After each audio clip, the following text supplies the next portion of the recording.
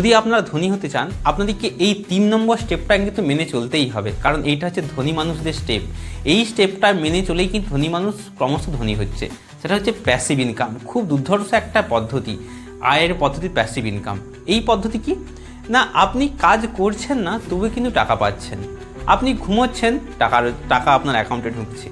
আপনি পার্কে ঘুরতে গেছেন, আপনার টাকা অ্যাকাউন্টে ঢুকছে। আপনি দার্জিলিং ঘুরতে গেছেন, আপনার টাকা অ্যাকাউন্টে ঢুকছে। কী করে সম্ভব? সেটা হচ্ছে প্যাসিভ ইনকাম। ধনী মানুষরা কিন্তু এইটাকে প্রচণ্ড গুরুত্ব দেয়।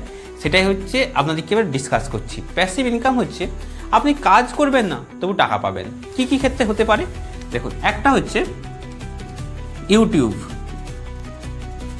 Blog, course creation, ebook, stock, mutual fund,